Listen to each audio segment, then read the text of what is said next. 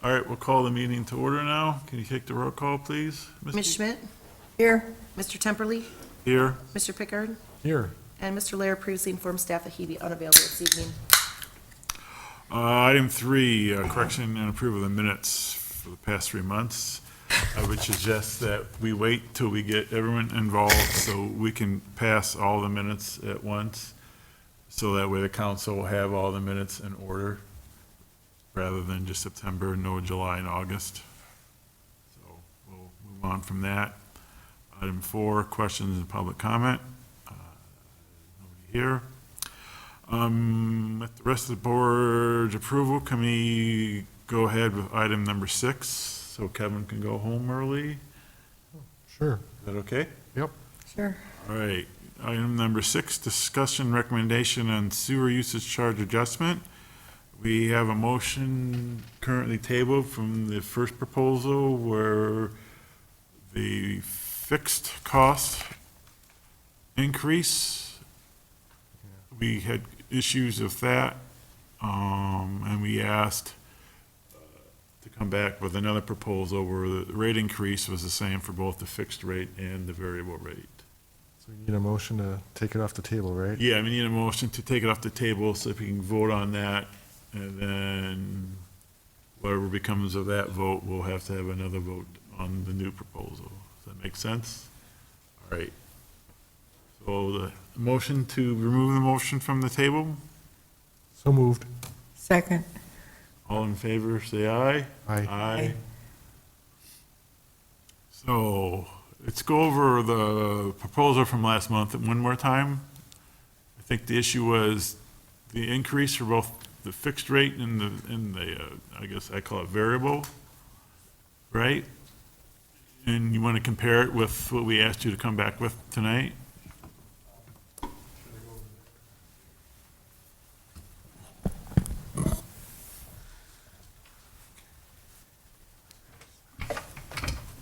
So what we had done the last time was put a lot of the costs, kind of weighted it towards the fixed fee, the meter charge every month. And with the revised numbers, we more or less evened it out in terms of the percent increase. Should those go over here, the tables, or? I'll get it, okay.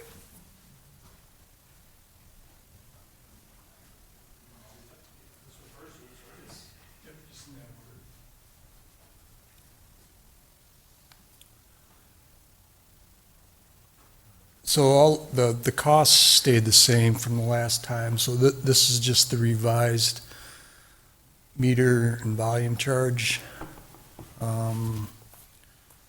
Just for reference.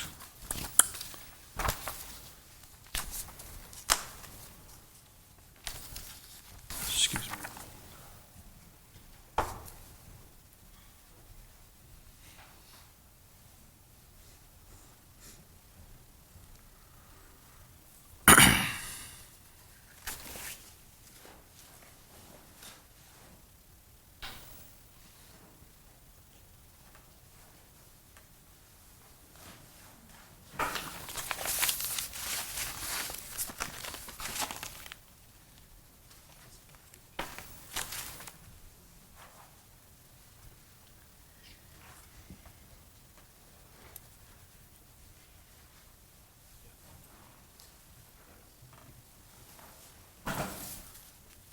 Got too many files here. Okay, so just for comparison's sake, the last time for the 3/4 inch and 1 inch meters, we were at 1667 per month and 2926 per month. And then the volume charge was 729 per 1,000 gallons. And the surcharges were almost the same. So it's going up from, let's start with the 3 1/4. Yes, so our meter charge dropped a little bit. Okay, and then the volume charge went up. And so the net, I think the next table is the revenue generated or projected revenue. So customer charges, volume charges, surcharges for the total, which is in 0.3% of our projected revenue requirements, which is good. And then the debt coverage ratio is met, 1.25 is what's required by the state. In this case, it's 2.09. So the next table shows impact on the different users. And the net impact is the same. For most residents, it goes up 4%. So up about $2 a month per residential user.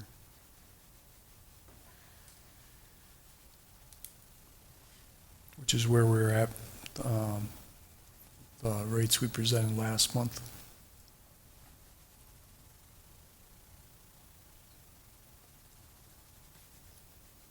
And then the final table is just the comparison of a handful of communities.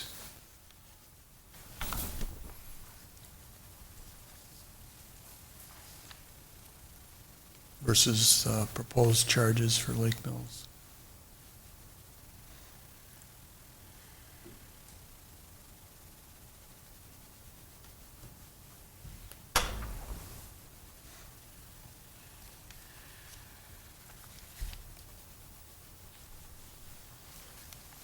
this is what you're expecting, Mark?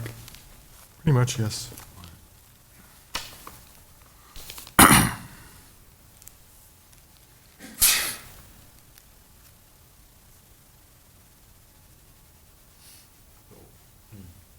Questions? So the motion right now was for last month's proposal? Do we have to remake that motion or not? Or is it still back on the table now and it's a motion to approve right now? It's as the original motion. Is- stated. You can motion to amend it. Yeah, Okay.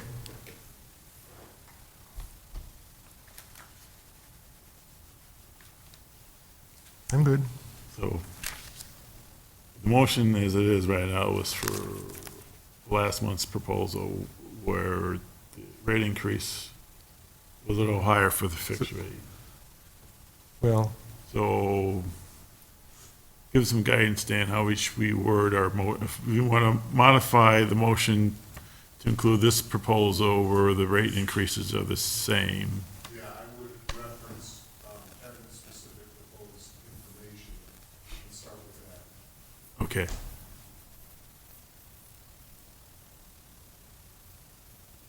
You understand that, Mark? yeah.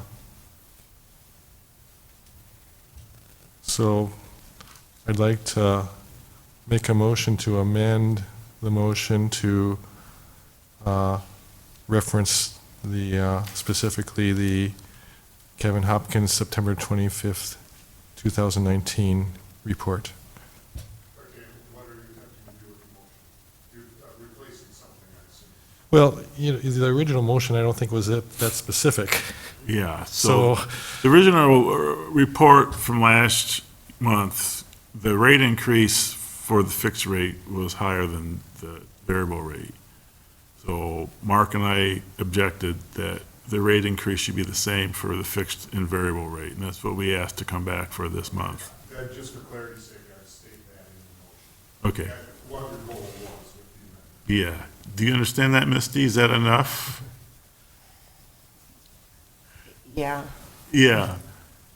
So, I'll help you Go with the ahead. wording. yeah, Well, the motion is to use the data from the September analysis rather than, with the understanding that it adjusts the rate equally both for fixed charge and volume charges. yeah, So your, specifically, your recommendation to the council is to move forward with the rate change with equal rate changes in variable and fixed amounts. that's correct. As it stands right now, my for me, my fixed rate is 38% of the total bill. That's a pretty high percentage. Normally, it's 10% flat, you know what I'm saying, for all the other utilities.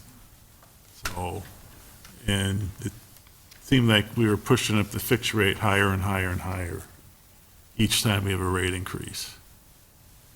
So, yeah, that's true. I mean, I understand the concern for raising revenue, but it just seems like more and more of it was in the fixed rate, which is quite unusual. So we asked. Actually, it's done on an analysis of the use versus the amount of infrastructure in the ground. Yeah, And we have a lot of low use to non-use. And so their volume is not paying for the infrastructure that's actually servicing them. And so the Public Service Commission was the one that actually pushed us to go this way, based on the fact that a volume somewhere else was picking up a cost of maintaining a certain amount of infrastructure in areas that didn't cover the cost.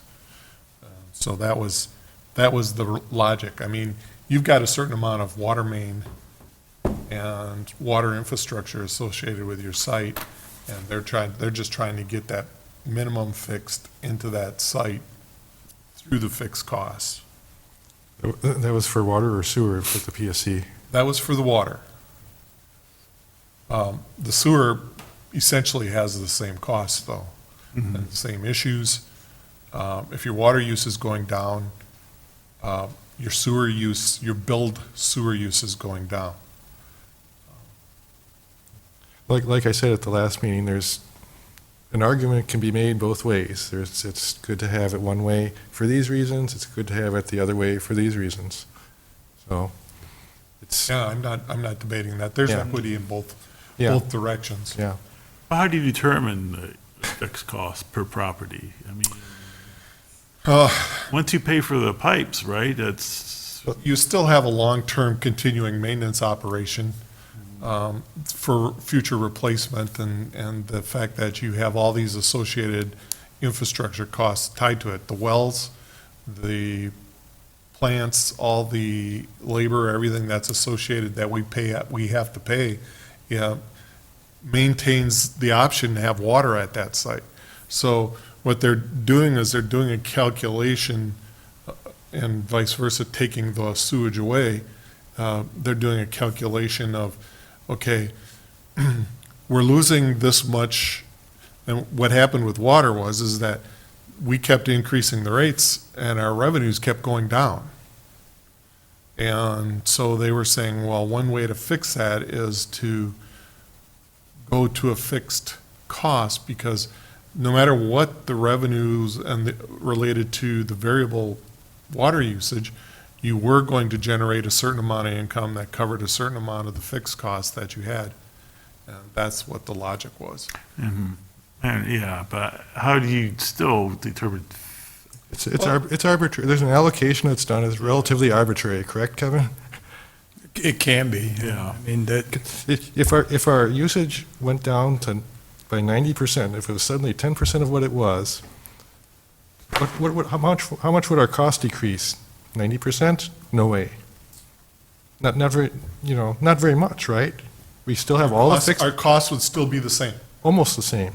So A little bit if less we- for electricity, if a we little had- less for chemicals, but it would be pretty close to the same. Right. So by that argument, about 90% of the charge should be fixed and 10% of the charge should be variable. It's clearly not that way either. No, It's- what was happening is because we kept dropping so much, they were saying, well, let's make more of it fixed, because that way we guarantee a certain amount of revenue no matter what, because we have a large number of people who are seasonal. We have a large number of people who are very low users, and so it was you have to have the infrastructure and you have to have all the operations. Like Mark said, the cost is the cost. You're gonna, no matter what we do, there's a certain amount of cost no matter what. There's not a lot of variance in the cost. So how do you pick that up? Well, if you have a lot of it in a variable cost, you're gonna have more problems picking it up As it decreases. as it decreases. Last month I said, for sewer, it's not a lot, it's not like water or electric where you have to go through the PSC. It's quite a bit less work. You don't have to go through the PSC, but the economics are still the same because water usage is going down, so your related revenues are going down, and you still have the fixed costs. In fact, Yes, but for you can. both water and sewer, the costs weren't going down, they were actually going up. because My we had- point is that you can adjust more easily because it doesn't have to go through Well, the that's, PSC. that's true. You can adjust more easily. We could come back in 6 months and do it again because Public Service Commission isn't involved. Right. And we do have the option of looking at our costs. Used to be that the Public Service Commission, you had to incur the cost before you could put it into the rate. That's not necessarily the case with wastewater. We can look at it and say, these are the costs that we're gonna have in the future. So like, when we ended up with $250,000 a year added cost for the lead removal, we didn't realize that was coming. And we had to incur that cost before we could actually ask the PSC to allow us to incorporate it into the rates. This isn't quite the same. We can actually say, okay, we're gonna have these costs in the future, they're incorporated.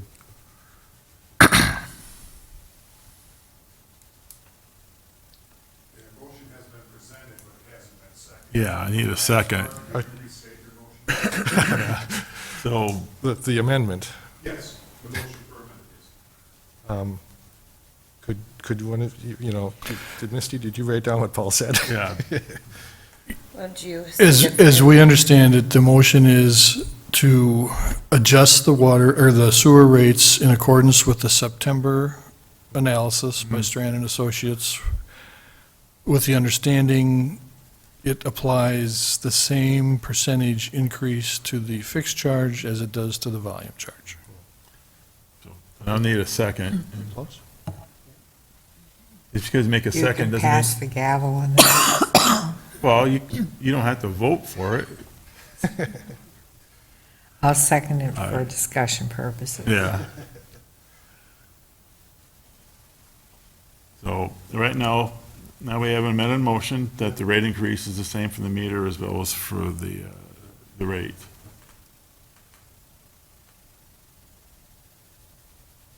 I don't have anything further to discuss. Yeah, I'd like to see the same rate increase this time around, and if that causes issues, then we'll have another discussion, another proposal. Right, we can adjust as needed. Yeah.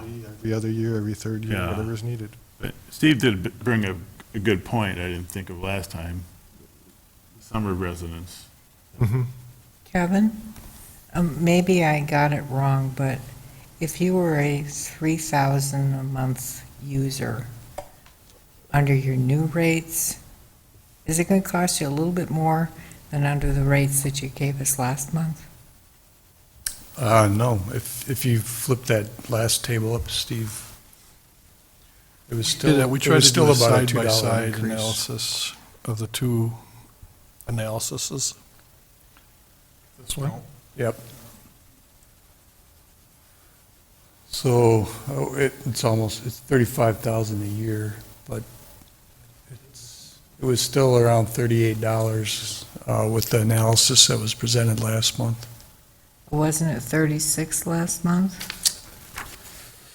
Oh, that's the current, sorry. That's, that's based on current, yes, it's 30, it was 38 also, with what was Okay. presented last month.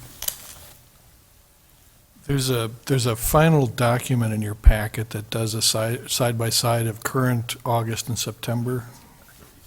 If you can pull those up. Go to the bottom one, Steve.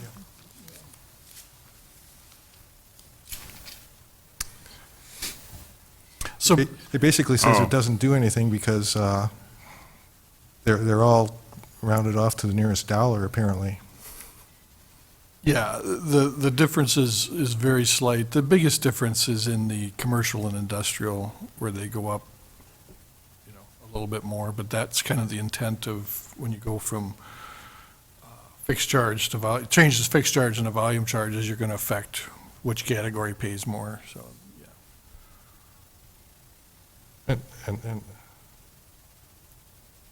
And, and the fixed charge for the larger meters is still larger than 4%. It's 6 and 7%. Correct. So not much changed for the larger users in terms of fixed versus variable, as far as I know. It certainly wasn't matched 4 and 4 like it was for residential. You just have so many more residential users also, so that makes a big difference. Pardon me? You have so many more residential users versus the larger meters.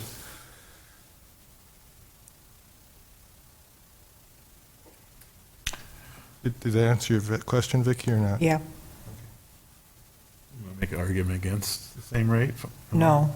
Okay. It's really pretty small amounts either way. You know, the rate increase is Yeah. relatively small. The adjustment on a small amount is an even smaller amount.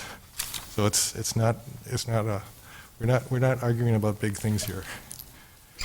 We're talking about big things here. Pat, you're arguing a buck. Yeah. Yeah. All right, there's no further comments. I take the vote on the motion for the same rate increase. Mr. Temperley? Aye. Mr. Pickard? Aye. Ms. Schmidt? Aye. Motion passed 3-0. Do we still have to clear out the first? Yeah. So another vote is amended. I need a motion. Yeah. Wasn't that already on the table? Yes. Right, We so- amended the motion, now we have to vote on the motion itself. So do I hear a motion to vote on the amended motion? See, I thought when we took it off the table, it was still, And then you amended it. Yeah. Contained language passing it in the previous motion. So All right. we changed the language on it now. Now it's a Now, motion to approve. Motion to approve. motion to approve. Second. All right, take the roll call vote on that then. Mr. Pickard? Aye. Ms. Schmidt? Aye. Mr. Temperley? Aye. Motion passed 3-0.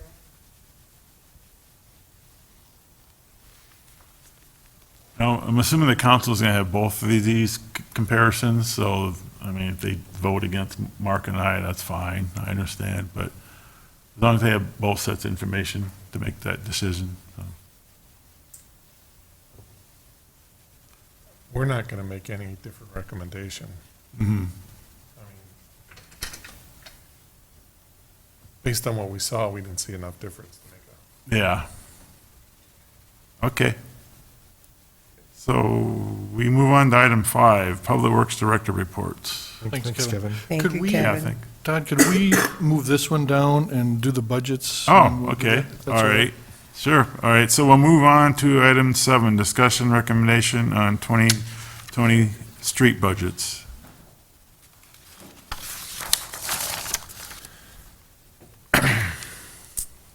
The street budget was included in your packet. Um,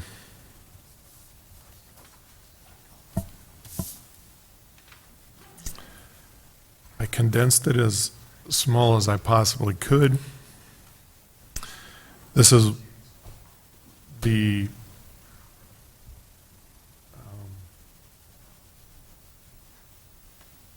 PDF form of what comes out of the Spreadsheets? No. Um,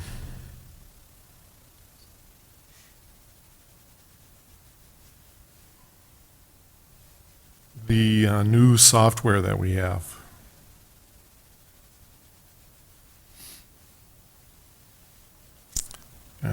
Which is, I don't know, if I can find it, I'll take us there. Here we go.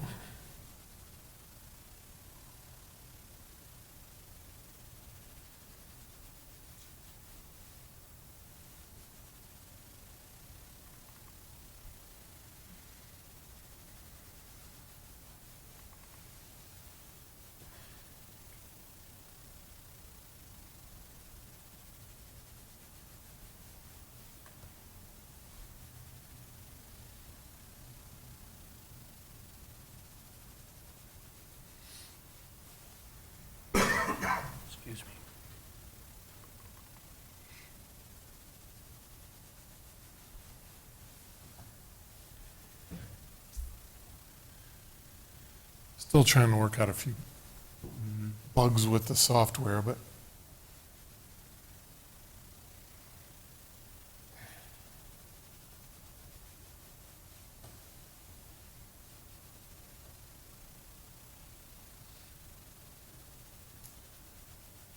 at some point in time, you will be mailed this document, similar to what the city council has.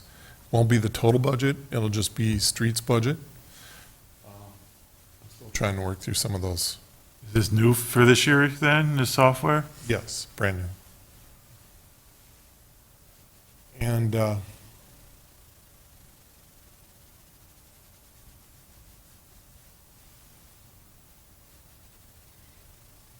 so,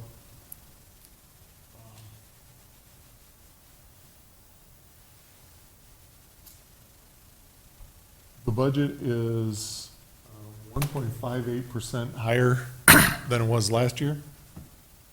So it's $992,350 proposed. And you can see this is 2014 through 2018 actuals, 2019 budgeted, and then 2020 proposed budget.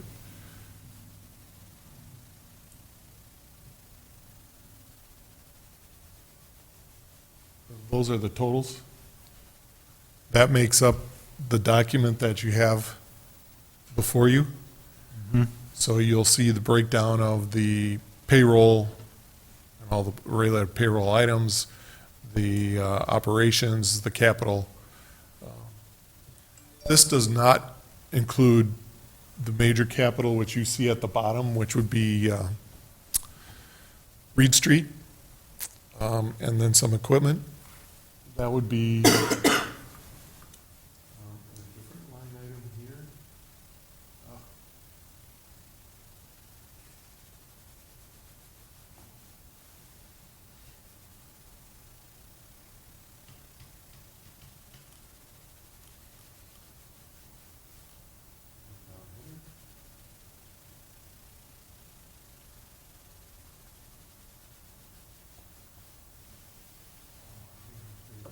Can you just open up the document we got? So right there would be the public works portion of the capital budget, which is $1,070,000 for streets. And then that breaks down into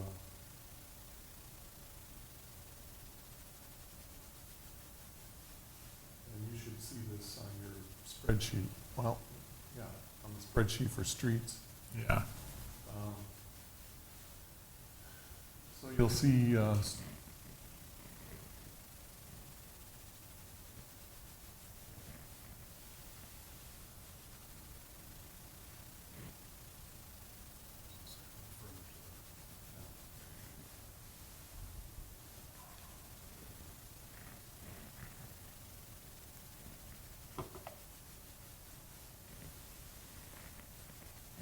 total there is 1 million. You can see where the green line is. The total is $1,070,500.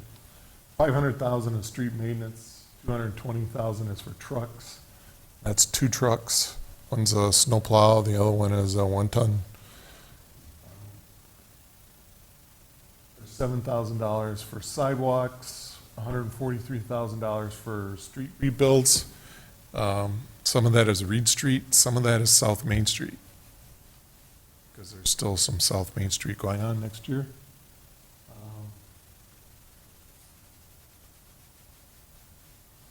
Why is the sidewalks only 7,000? Well, some of that comes out of maintenance too. Some of it's related to capital projects and some of it's just related to maintenance projects. Okay.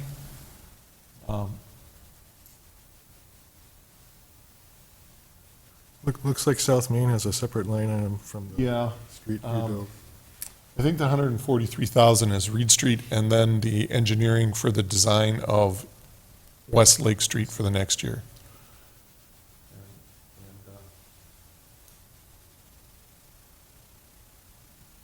here on the edge, if you got the software, those green things will tell you what it is.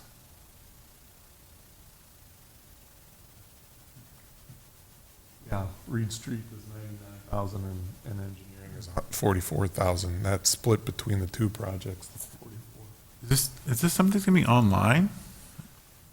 I mean, or, There, some of it is online, but not in this detailed. uh-huh,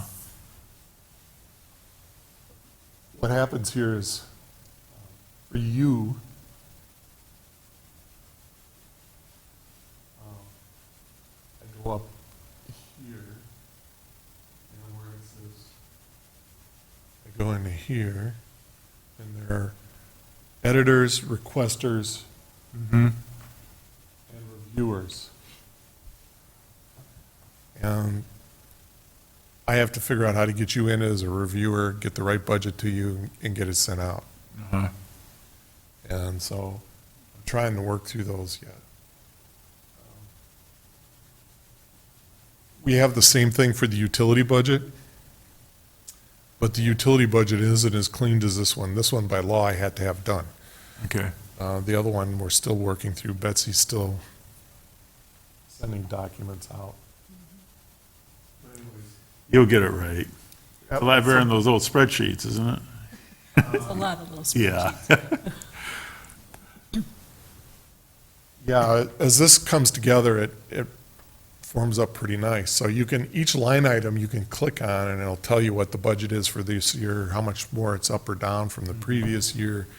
And then you can actually go back 5 years and then it's got a forecast. I've put in the forecast for the next 5 years too. Right. So you can go back 5 years, go forward 10 years.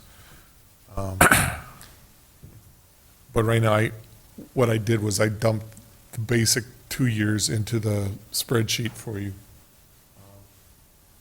But it's very, very, I mean, like, the whole budget was 1.5% above.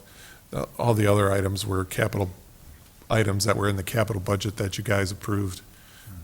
And this does provide, it does give us some nice, when you do get it, it does provide some nice information. 'Cause you can,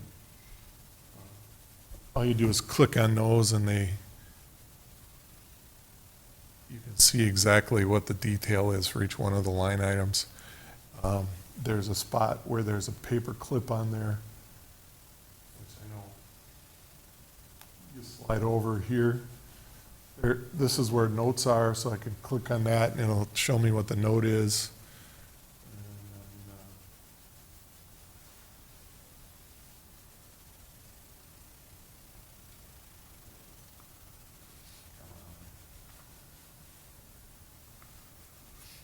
You got something listed for truck, but on the document we got, truck was null. Page 2.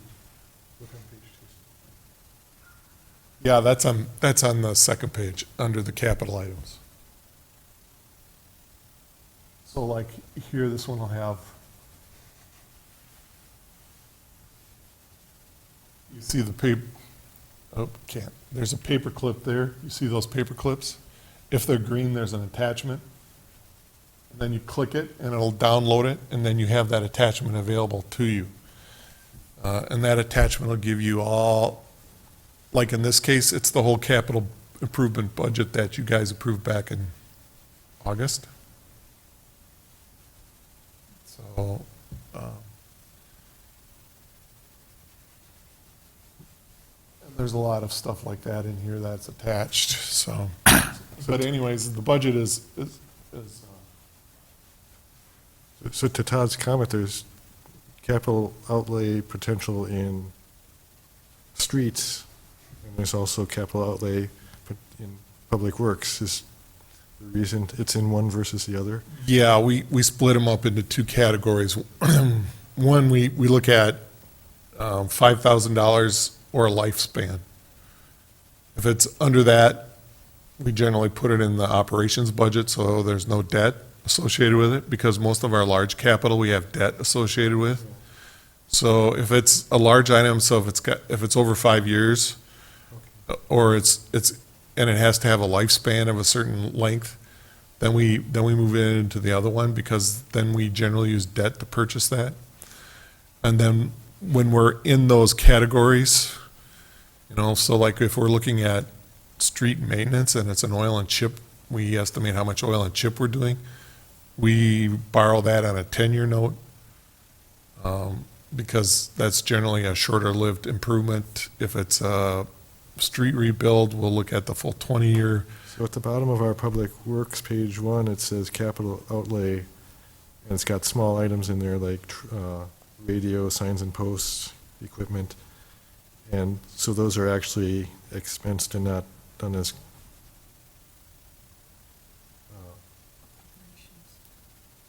Through less than 5 years, that section?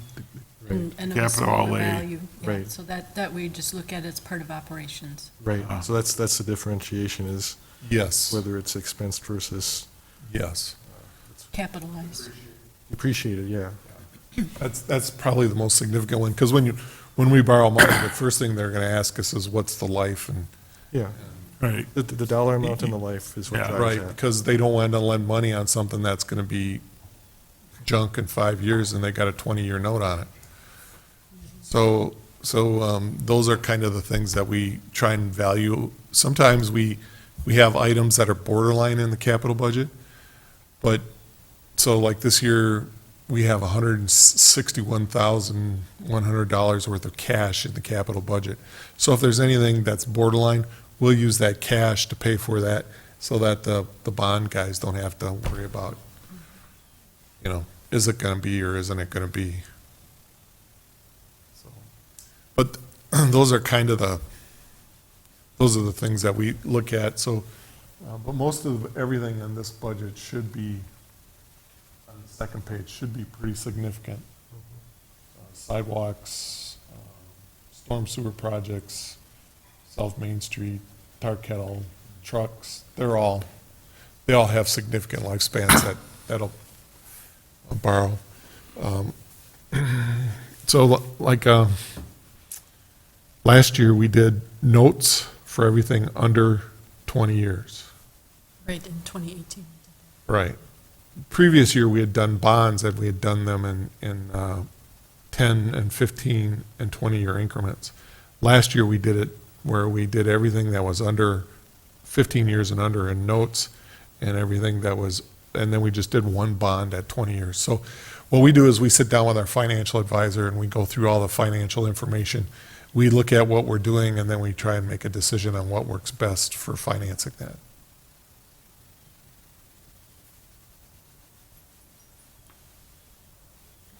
I don't think we need a decision tonight, but I want you to know what's going on, because the council is going to be looking at this at their, they're going to have to finalize their budget at the first meeting in November.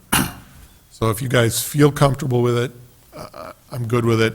If you don't, that's fine, because it's kind of on a short notice, but it is consistent with everything that we've done to date, all the capital improvement projects. If you go through and look, this matches up exactly with the equipment and the capital improvement projects that we've put forward. Probably the only one that you probably didn't, was part of the South Main Street, is actually the street trees that we're purchasing. You might have thought that came out of parks, but we actually classified that as streets because it was part of the South Main Street project, and had to do with the removal of all the trees as part of a street project. Well, I went through each, I got questions about some line items, like Sure. tar went up almost 100%, but gravel and sand went down almost 100%. Well, If I read that correctly. yeah, what we did was we moved money around to match up how the expenses actually were, because with the new software, Yeah. I could go back and actually compare on a 5-year what the previous, and those items were what we were really spending our money on. So instead of moving the money around at the end of the year, I just lined it up with what the actual expenses were. So if you look at the total of the budget, it only went up. Yeah, I'm not, okay. I lined items up with where the actual expenses were. So And you should expect that a street department is gonna spend a lot of money on tar and gravel and asphalt and those kinds of items. And this is, so it gave me a better idea of where to put the money. And so I put the money in the right spots. Is the tar kettle a replacement or a new item? Replacement. We do have a tar kettle. We have been doing a lot of crack sealing in the last, well, since the maintenance, even before that, but since the maintenance program, we have done a ton of crack sealing. In fact, we've actually done about 50% of our own the first couple of years. And then because we were doing so much, we actually paid a contractor to do some for us. This year, we did all our own, and I think last year we did almost all our own. The last 2 years, the county's done the oil and chip. And last year, not this year, but last year, they did a little bit of crack sealing for us, but not a lot. The year before, Thunder Road did quite a bit of crack sealing for us. But you'll note that the first year was kind of the catch-up year for our street maintenance program. We were in the 1.2, 1.3 million. I think last year we were at 800,000. This year we're going to be at 500,000. And when I say this year, the 2020 budget. And I think that we'll probably level out at $300,000 a year. And then we'll kind of watch what happens from there. We're in a battle now of doing street maintenance on streets that have infrastructure that needs to be replaced. So we do not want to put when we do a complete street rebuild, and nowadays we're looking at that street lasting 50 to 60 years. We don't want a street lasting that long over water and sewer that has to come out in 5 years. So that's kind of the debate that we're trying to line up is we don't have enough, we can't replace enough water and sewer main fast enough to keep up with the street program. And so it's how bad do we let a street get, or what kind of repairs do we make on it, and then how fast can we turn some of those items over? And then there are questions like North Main Street. It's concrete. They put, a 50-year, at least a 50-year street pavement on a water main that was 110 years old when they put the street on it. The likelihood that water main is leaking like a sieve is pretty high. So what are our options? You don't know, though. I don't know, but So if it's leaking and it was an asphalt pavement, you wouldn't replace it either because you wouldn't know it was leaking. if it were an asphalt pavement, there might be a greater chance we'd replace it, at least faster, because an asphalt pavement would probably turn over faster. But you don't know it's leaking. No, but the assumption is probably pretty high, wouldn't you say, Mark? Well- Intuition would tell me that if there's a leaking water main in the city and I have a lot of water loss, the chances of it being on that water main are much higher than the new one I put in at another place. They don't build them like they used to, maybe. No, but I'm willing to take a bet that it's probably that one. So then what do we do with that street? We could bore the street and we could bore and pull a water main under the concrete pavement. Or you can do, if you know there's a leak in a certain place, you can dig it up. Dig it up. But it could be like the street out here, though. You dig every 10 feet until the whole street's replaced anyways. That's the problem with going in and trying to fix an old water main is that you know that the spot where you're done fixing it is going to break next, and then it's going to break next, and it's going to break next. So you either do the whole thing or... Because when you do it piece by piece, it gets much more expensive. Yeah. So, those are options that we'll look at and we'll think about. Those are the battles that we're dealing with now. But I think as our street maintenance program has gone, it's done very well the last several years. I think our streets are in very good condition in comparison. Obviously, we want to keep up with it because the key to the plan is keeping your maintenance up, because that keeps your street life long and keeps your costs down.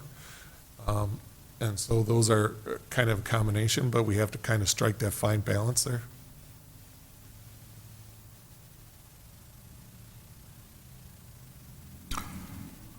I have a question. What's operating supplies? That really went up a lot. Give me some examples. I mean, obviously, I'm assuming it's the same reason you gave before. It's more realistic of what you actually spend, but. Yes, it's more realistic of what we actually spent. But what would be an operating supply? The, For streets? yeah, Betsy, you want to? Well, there could be a large variety of things, but usually what we're looking at is a lot of office supplies. We've got other, things that maybe Paul's personnel might need. Office supplies was rather a small portion of it. It It's- is. it's- Yeah. It's office supplies and operating supplies, so it ended up being like parts Parts? and materials. So we construct a lot of our own. Could be.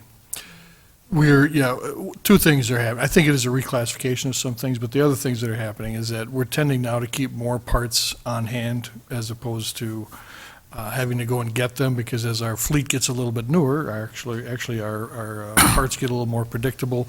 And these are the other things, and I'm going to be cautious here if I say shovels. It's not that we have $12,000 worth of shovels, but it's all that kind of stuff that we need. I think uniforms is in here. That's a separate line item. Yeah, it's a separate line item. So separate you got two Oh, I'm sorry. replacement. But we do a lot of construction, so like, I shouldn't say construction, repair. So like a box on a dump truck goes, we buy steel, we weld it, that's an operating supply. The welding rods are operating supplies, the bolts. And then there are other items like the small compactors and those types of things. There are just a lot of types of operating supplies that we need to be able to continue to function on a day-to-day basis that end up in the back of a truck or are part of a truck. So like right now. Yeah. We- You know what? I think we We put computers in we there, built too. steel fences. We built them ourselves. All that steel, all that welding, all became part of our operating supplies. So and we do a lot of our own fabrication work. So a lot of that's in there. Steel. So you're going to spend more, or you've actually been spending this amount, but you just had to do end of the year budget moves from here to there? Yep. Okay. As much of the latter as it is more supplies on hand, and that's. Uh-huh.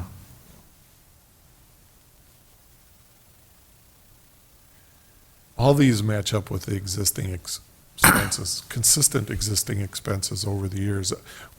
I went through and evaluated if it was an expense that was not consistent, then I went with a lower number. You know, if you got 1 year where it was $50,000 and 1 year where it was 20, and then 4 years where it was 20, I went with the 20. I didn't, but if they were consistently at this number, then that's what I went with. This pulled it right out of the accounts payable. So when I was doing these evaluations, it wasn't a guess. This was right out of the account line item numbers that the bookkeepers were putting in for where it had been expensed. So I was like, okay, where does it go down? Where does it go up? Where does it match up? I felt pretty good about it when it only went up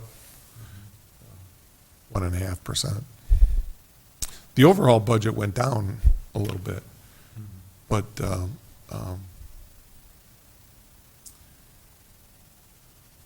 the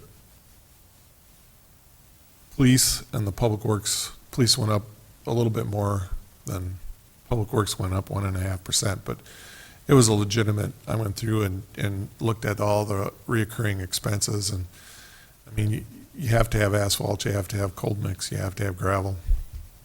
Otherwise, you know.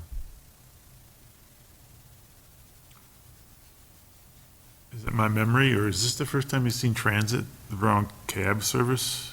No, that's always been a part of the budget. It was a separate budget item along with street lighting. You would see your public works budget, Yeah, and then at the end, you'd see, I actually think it might have been classified as transportation instead of transit.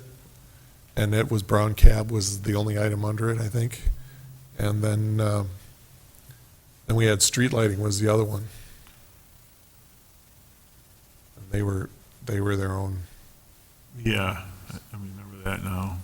Street lighting kind of was misqualified. I don't know if that got into this or not. Did it?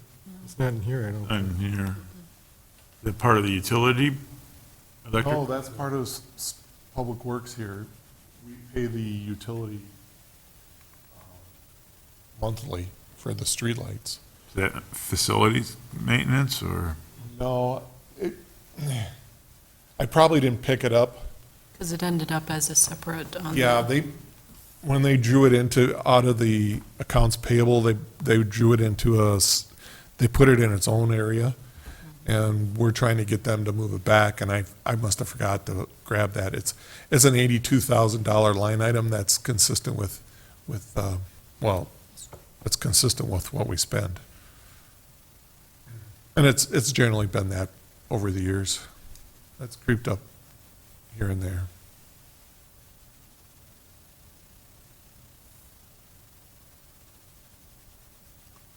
Mark, I'm good with it. concerns? Vicky? You wanna, I must have a lot of spare time to be going through this line by line. All right, so I retain a motion to propose the budget as is. motion to recommend 2020 streets budget. Second. Guess so. Ready, we're ready, Misty, with the roll call vote? Ms. Schmidt? Aye. Mr. Tuckerly? Aye. Mr. Pickard? Aye. Motion passed 3-0. Now, next, item 8, the wastewater budget. Okay, these are going to be a lot more difficult. Oops, I got a network. They're a lot more familiar, though. The same format, right? Yes, the exact same format. Actually, we can start with electric. You have your revenues, your operating expenses, your personnel expenses, and your debt. Those are all pretty accurate. They're pulled right out of what I know to be the expenses. We have the exact same format that I showed you for the general fund budget, for the utility budget. The problem has been getting the line items to clean up. And that's because what we actually see in the budget doesn't match what's going on in accounting at all. The line items are the same, but each line item gets assigned to a work order. And then those work orders get broken down, and then they take, so like if you see payroll, and you see a total in payroll, that never shows up in the accounting for the utility, because all the payroll is breaking down and assigned to a work order. And also different types of accounts too. So there's a different account for if someone does meter reading versus someone who is changing out meters, and different kind of accounts for whatever kind of work that employee is doing. It's broken down very minutely compared to how we have to do it in the general fund. So streets department, it's broken down as well, but not as far as what we're seeing in the utility. We don't see it in a work order. And the electric utility has ranged from 30 work orders in a year to 130. So when you're looking at it and you're dividing everything up across that, it can get pretty confusing. And then there are line items like pump building maintenance, pump maintenance, reservoir maintenance, but they're all for the same piece of property because the reservoir, the pump pumps into the reservoir, the building houses the pump, and so how do you assign all those costs? Some of the arguments are what's a service cost versus a main cost, and it all's getting assigned to those in a fashion consistent with what the Public Service Commission wants to see doesn't tell us what we like to know. So I like to know what the total payroll is going to be. Well, we have to figure out how to draw all that information out of all of those work orders that we don't know that are coming. So the rough idea is that I take the number of employees and their salaries and I put it together and I give you a general payroll number. So, and we kind of do the same thing through the whole process. I just have problems pulling some of that information together because it's spread out across so many work orders. And all the work orders have so much minute information tied to them, like lawn mowing. You know, how much of the lawn mowing bill goes against the reservoir versus the pump versus or the same thing could be said for me. My wages are assigned to the utility, and then they get assigned to all the work orders. Can't you pull it out of the invoices on the incoming side? They aren't assigned by an invoice. The invoices are tied to the work order Or system. that's the only place they're tied? Yeah, not all of them, but most of them. So a lot of this is, yeah, and then payroll is going to get drawn in through that way too. So being able to have this company be able to draw that information and put it into the right categories for us to be able to budget it has been a little bit difficult. So I've gone back to the old method. I'm pretty sure these numbers are very accurate because I've gone through their numbers and we've gone through and added them up and done the calculations. We dumped the spreadsheet from their numbers and then went through and deleted what wasn't relevant, pulled all the information together, and I think we have a relatively accurate budget. I'm hoping that before the end of the year, I can actually send you the software package budget, but this is a relatively close approximation of what we're going to be doing in the next year. Obviously, if we have 30 work orders versus 130 work orders, that's not relevant. It's going to give you a relative idea of what the payroll is going to be, because that's more or less a fixed cost. There'll be some overtime, but not a lot. But how much material we use, those are all going to be based on other items that at this point in time I have no control over. Other than the fact that we're going to have to look at what our revenues are, what our current fund balance is, and try and work from that. And so we're working on that. But this gives you a very good idea. It's very consistent with what was there historically. Some of the costs, we're trying not to spend anything on water next year for capital. We looked at Reed Street for wastewater streets. So we're still. So overall, both operating expenses and capital expenditures are down considerably Yeah. across all the utilities. Yep. And even looking at the first one, electric, it's down considerably. Yes. I've got a question.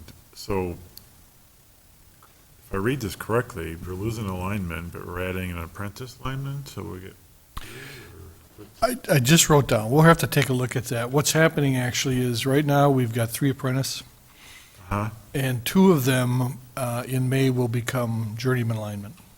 And then we will have just one apprentice for the next 3 years, I think, or 2 years that he's in school. So I didn't catch that. I've got that incorporated in Yeah, the okay. payroll already. So that's what's I- actually happening. It's listed as, but when they change, then I'll incorporate that next year. So we're, But gonna- it's in the wages are in the budget as appropriate. so we're gonna have 2 linemen and 1 less apprentice? We're going to have 3 journeymen and 1 apprentice. So we'll still have 4, but they'll just have different classifications. So say that again, so. We'll have 3 journeymen and 1 apprentice. So Okay. we'll still have 4 linemen total. We're gonna graduate 2 of them up to Correct. linemen? Yes. Okay. We're not going to have any, we're going to keep 4. But they finally got to the point where they're now actually journeymen, where we wanted them when, How long does it take for an apprentice to graduate? 4 years. 4 years, wow.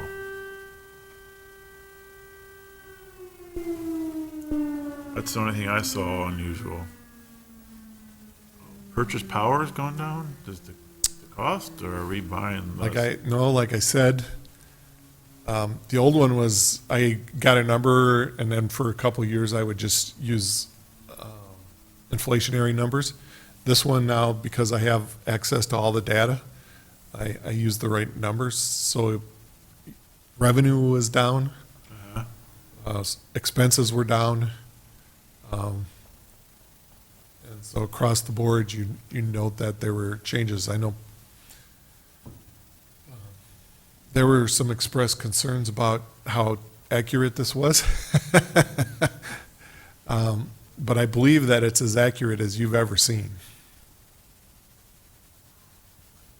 And if something comes in, you have to deal with it. You have to buy materials to put in a service or whatever.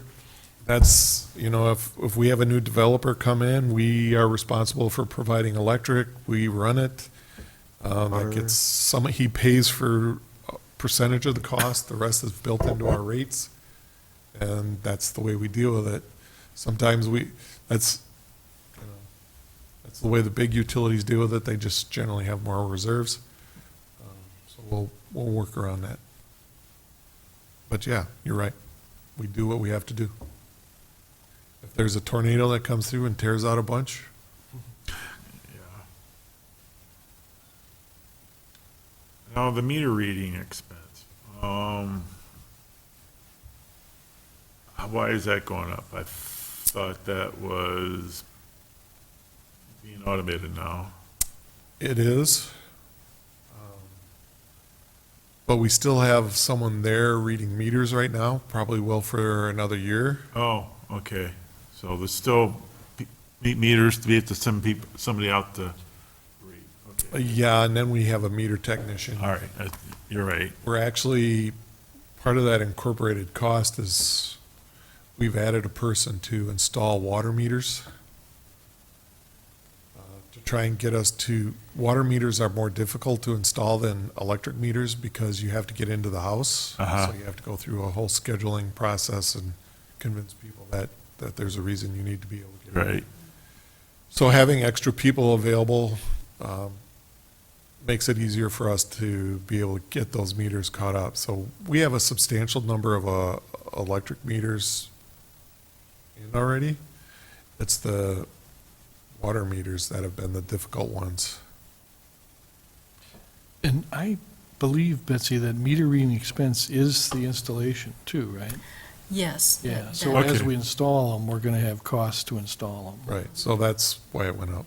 Okay.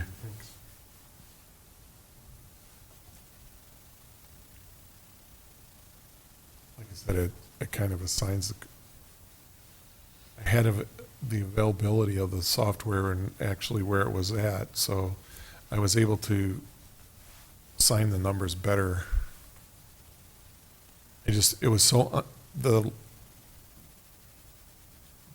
information was good, but there were so many line items. Because if there's 130 work orders and we have 20 line items, there's 130 times 20. It gets to be, you would have extreme difficulty even on a big computer going through all the line items. much less on one of these. So we're trying to figure it out. That one's been a little bit more difficult. Obviously, general fund is a much easier process.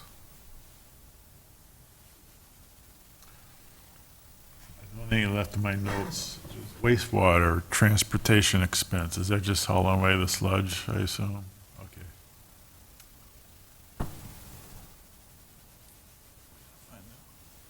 That's all I have in my notes. Any more questions, Mark?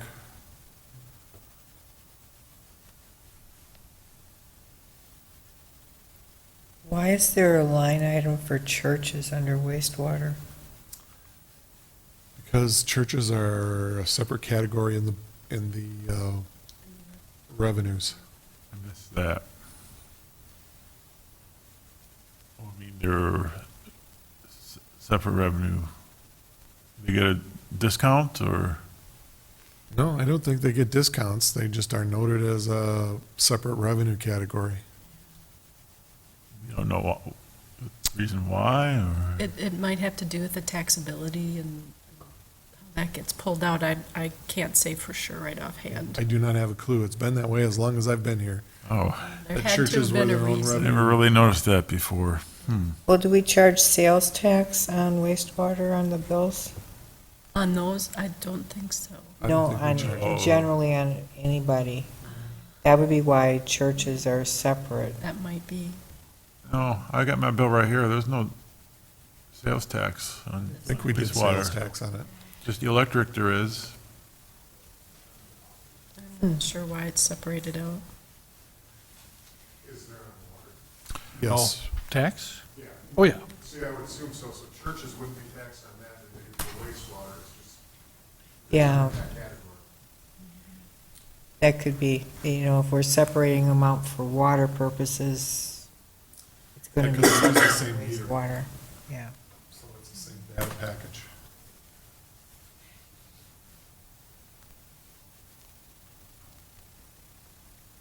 Any more questions, comments? I guess, since it's one document, I could just have a motion to approve wastewater, water, and electric as presented. I move we recommend the 2020 Lake Mills Utilities budget as presented. Second. Okay. I guess no more in discussion, so roll call vote, please, Misty? Mr. Temperley? Aye. Mr. Pickard? Aye. Ms. Schmidt? Aye. Motion passed 3-0. All right, now we can circle back to the Public Works Director report. Okay. Yeah, this was requested that we put this on now on a monthly basis, so we will do that and give you as much update as we can here. I'm going to, kind of be fairly brief in my comments, and then please ask questions if I leave anything out. So we'll start with Main Street. Main Street is moving really well. They're going a little, I think we've talked about this before, they're going a little farther than they initially had planned. Not a lot, but a little bit, so they are well on time. We have been told they will be, or the contractors will be up and out of here by November 1st, so everything will be buttoned up that can be buttoned up by then. I would say overall, we don't have any major issues. We are looking at working with them on some of the manholes along the stretch that are kind of noisy. They weren't necessarily to spec, and so we're working on some solutions to make sure that that's not the case. Otherwise, things are moving real well there. Any questions on Main Street? All right, Mulberry is finally moving a little faster. They were supposed to be done September 28th, so they're close. Things are picking up much better there. If you've been through there, they're getting curb and gutter in, they're getting some pavement down. And we have been told again by the DOT that they will be out of there by the end of October. So we're hoping the weather holds and they can get that done. Again, I don't know that there's any real major issues that we've seen. There's been little things that we've had to make adjustments on and gone back and forth a little bit with the different contractors, but overall, I'd say that we're pretty comfortable with where we're at. I would also say the last thing we want to do is hurry them up and risk some low-quality work, but overall, I think we're doing well on Mulberry right now. It was a little difficult in the rainy season, but we're doing better. Yes, our fall rainy season, right? Yeah, we're in the second one now, so. Yeah. Any questions on Mulberry? All right, wastewater. Always an interesting topic. The big issue we have right now, and it's not just us, is actually hauling our sludge. I don't know if you've been by the treatment plant, but we have an extra tank. I think it's a 20,000 gallon tank to hold sludge because the tanks that we have were getting too full and we could not get on the fields to remove the sludge. And we were just talking about this afternoon with Bill Kiesling, that we are not alone, and the DNR is saying that it's actually becoming a pretty good-sized problem, that a lot of communities, a lot of private industries that have to haul sludge they just can't get on the fields to get rid of it. And, I mean, usually it's a good thing if you're in a problem with a lot of other people. What's happening in this case, of course, the DNR is looking at that and saying, maybe we better start changing some things. Were we able to haul it all out in spring? No. That's why we have the issue now. Yeah, we have not been able to actually empty our tanks since 2017. And so apparently now the DNR is considering, instead of having a 6 months storage system, maybe go to a 1-year storage system. So we'll see. I mean, we are okay. We believe we'll be able to get enough sludge out yet this fall to be good for springtime, but it's becoming an issue. So our tanks can hold more than 6 months, I'm sure. I'm sorry, we have 8 months. We have 8 months worth Yeah, here. okay. And we're still a little tight. I think the requirement is 6. Yeah, okay. Okay. Now, along those lines, then, we've talked, I think, in past meetings about the fact that the new phosphorus regulations and some other things that are going to come down the line are going to start to affect us pretty soon. Well, pretty soon is now. Our Kevin, who was just here, is putting together a report that will go to the DNR, basically outlining where we're at and looking at some of our options for how we're going to deal with phosphorus. And I'm not going to get too deep into it now, but we will be doing that probably at the next couple of meetings. We'll be talking about some options. And go ahead, I'm What the sorry. limit is changing from and to? I believe we're at or just above 1. Help me out here. I thought maybe around 2. I think it's 1 mil. We're at 1, and they're going to probably go to 0.75. So there's a slight change. But here's where it gets a little complicated, Mark, and that is, we are in a district, and what they're ultimately looking at is the phosphorus discharge at the end of the stream in our particular district. So it may start out higher, but then if things happen along the stream to lower it, so much the better. That's where I say it gets complicated. I mean, we may be working with, I gotta be careful here, we may be working with farmers to adjust the way they do things. We may have to do things at our plant so that our discharge qualifies, so I don't want to give a lot of detail, but I want you to understand that it's coming because it's still a little bit fuzzy. So if you can give us a little bit more time to really work this out, but. The stream is the creek? Yes, right. And so, kind of along those lines then, this report is going to a certain extent, analyze the different options. We have to have that done this year. By next year, we have to decide what we're going to do. Are we gonna get in and trade phosphorus credits with different outfits, or are we gonna do something in our plant, or what are we gonna do? And then by the following year, I'm gonna make sure I have this right also. Oh, yeah, so our plans and specifications for whatever we're gonna do will have to be prepared by 2022, and then everything will have to be implemented by 2025. So when I say the day of reckoning is here, this process now speeds up because it's really the next 5 years where we've got to make some big decisions. And as Kevin said at our meeting today, there's no free lunch. There's going to be some dollars involved in this, no matter how we do it. And so you will be hearing a lot more about this in subsequent meetings. So please bear with my vagueness for a little bit here, because you'll get a lot more. All right, moving on, then Water Department. I've noted here the DNR, that's what we spend a lot of our time doing right now, is working with the DNR, and I will tell you that we've built now a fairly positive reputation and relationship with them. The issues that are in front of us are corrosion control, which is tied to the lead service lines. As we've talked about, we have this study going on.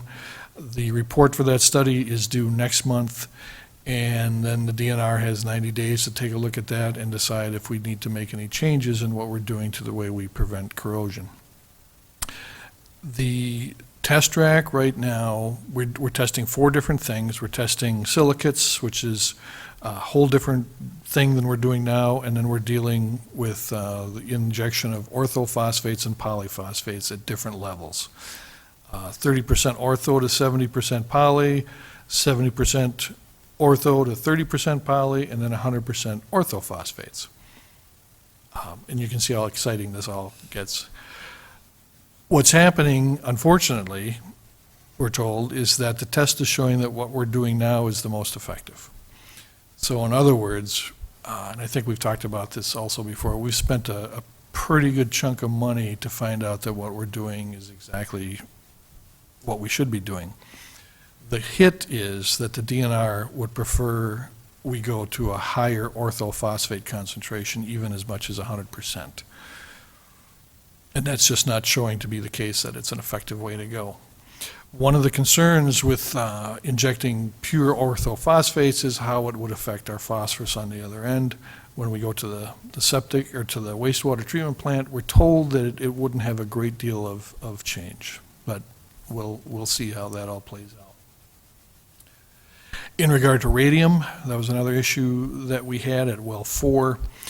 We've done all our testing and found that if we abandon approximately 200 feet of the well, that we would be out of the area that the radium is actually seeping into the system. So the process of abandoning and capping the bottom couple hundred feet will begin next week, and that will satisfy the DNR. The other issue that's involved with that then is keeping an eye on our other wells and making sure it's not a problem there. So we anticipate we'll have to put together some kind of either a rehabilitation plan or a study plan to make sure that we know what's going on with the other wells. And then the last thing in regard to the DNR, of course, is the lead service line replacement.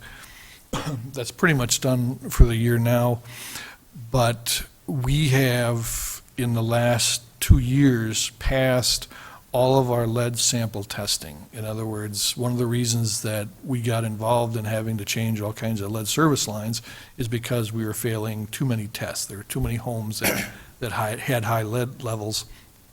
So in the last 2 years, we have actually passed our tests, and we have replaced, help me out, Dwayne, 100 plus? 100 plus services, which is very good. And I dare to say that I think we surprised the DNR with what we were going to be able to do here. The next step, of course, now is that they will have us replace X number of lead service lines annually. And there's actually a law or an administrative code that says that we have to replace 7% of the known lead laterals. If you remember, part of what we did is went into every single house that seemed to qualify and found that we had 300 plus, I keep doing this to Dwayne, I apologize, but 300 plus known lead services. So by rule, we would have to replace 7% of those annually. We've been told the fact that we have replaced so many to date that they won't hold us to that standard, that we may look at a 5-year average as opposed to an annual change out. We have to get people to volunteer for that, though, right? I'm sorry, what? We have to get people to volunteer for that, right? Well, yes and no. Yes and no, Mhm. okay? It's going to be, this is where it's going to be a little bit of a negotiation and discussion on how we approach this. If they say we have to replace 7%, we got to find 7% somehow. And yeah, you're right, it probably has to be volunteer. It may come down to, and these are all hypotheticals, so that's all I'm going to talk about is hypotheticals. It may come down to that we have to replace our portion, the customer does not have to replace theirs. So in That's other words, possible? yep, if we Okay. know that we've got lead from the main to the curb stop, we would have to replace those. It will always, nope, it may be the customer's choice. The other option there is if the decision is made to require every place that has a lead line to replace it. That would be by ordinance. And so that's a longer discussion than me just telling you how this Right. all works. Okay? Okay. Any other questions on that one? No, I didn't realize that we could replace our portion if the homeowners can opt out of it, so. Yeah, we can't opt out. If the homeowner changes theirs, we have to change ours, but at this Right, point. you understand that. If the homeowner wants to do it, then we have to do it. Yeah, at I'm this fine point- with that, yeah, but, Now, and obviously what influenced a lot of people, and probably including yourself, is that we had that grant money and we could Right. help offset that cost. When that's gone, it's going to become a little tougher. Isn't it already virtually gone? I should say not if it's gone, it's gone. It's all been accounted for, yes. I was gonna do it anyway, so. It's cheaper than a new roof and cheaper than getting the bats out of my attic. Yeah. And I would anticipate that what may drive that more than any incentives would be insurance. They're People wanting may- to sell the house in the Yeah. future. May have issues with not being able to sell Yeah. or something like that, so. But we'll talk more about that in subsequent meetings also. So then moving along, electric construction project, the biggest one is Brookstone. And so we're working in concert with the contractor to serve the lots that are being developed by the contractor, the developer, as well as to put a loop all the way around Brookstone down American Way so that we basically loop through Industrial Drive, or through the industrial park and out to Brookstone. And in probably another year or two, we'll be able to serve those areas from a couple different directions, which will provide more reliability, both for the industrial park and for the Brookstone area. And I think as Steve or Dwayne said, that we really don't have a lot of major projects lined up for next year.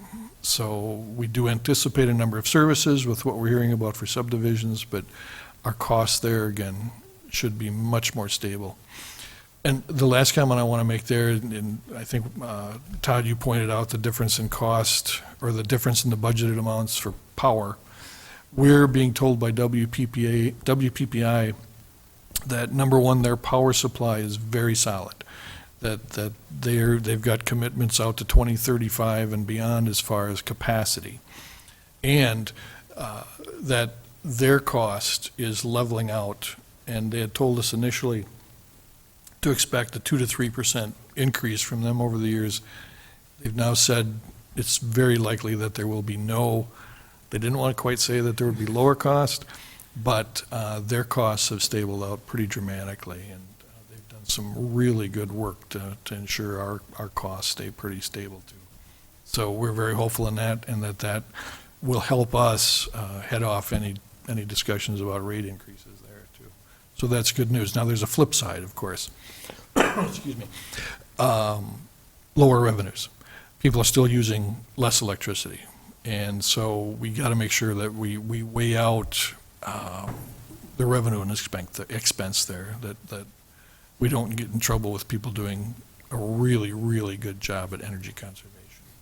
So I say that tongue in cheek. Glad you added that comment.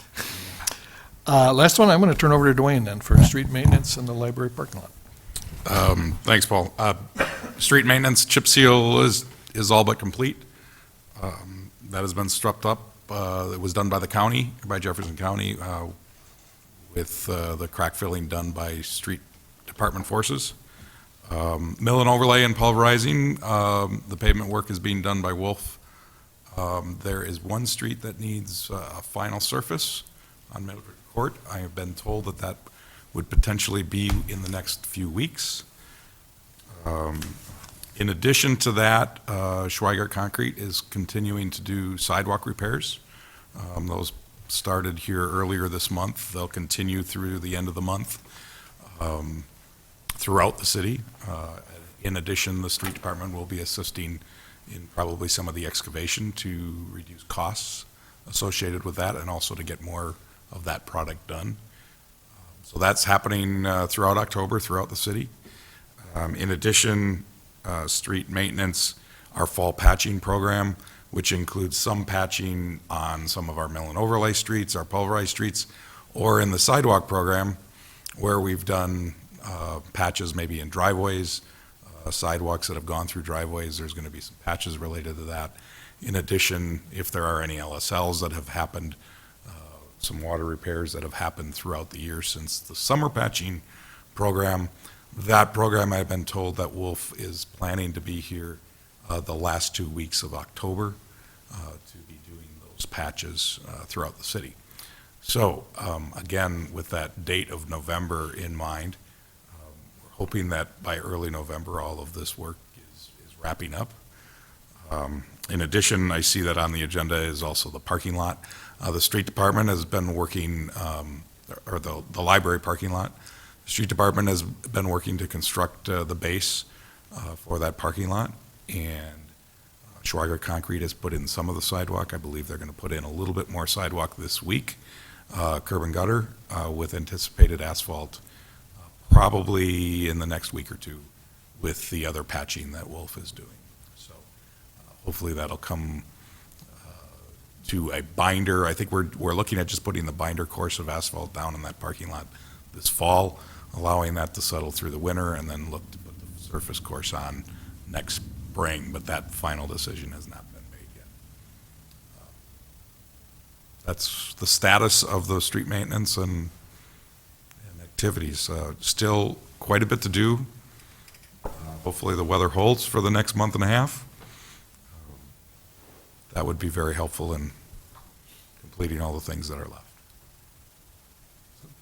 Paul, regarding sidewalk repair, do you try to do it in a quadrant of the city, a certain section at a time?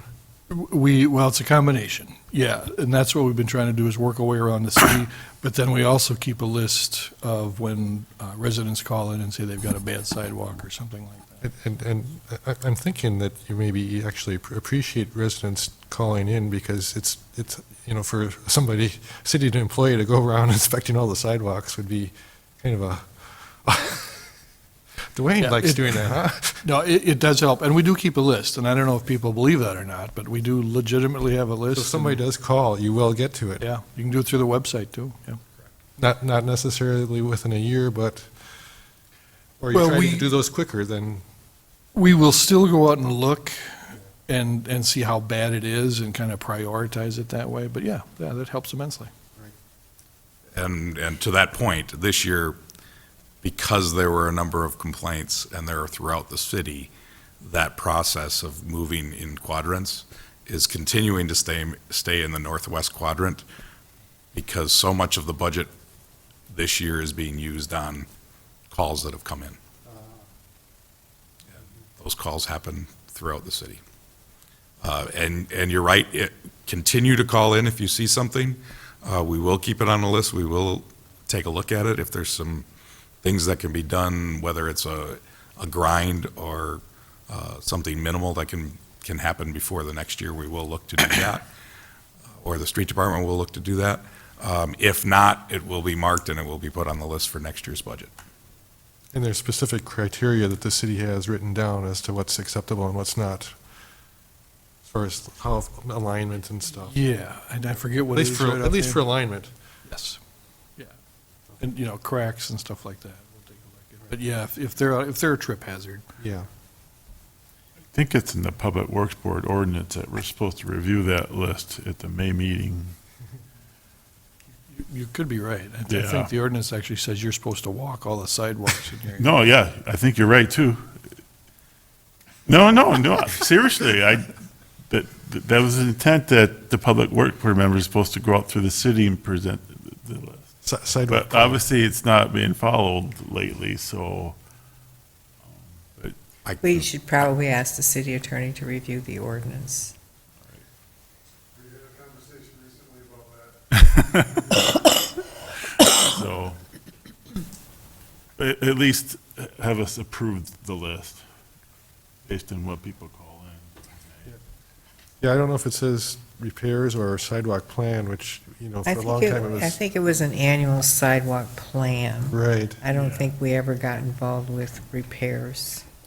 Maintenance program I'll, repairs. I'll check the ordinance. And this year, we didn't have a plan, did we? Because of the other things going on.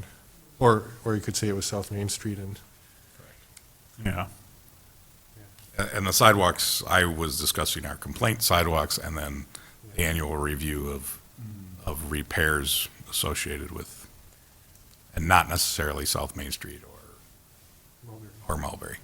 right. It's always assumed that when you do a street project, we take the chance to fix up the sidewalk since we're tearing up the whole area anyway. All right, thanks for the report.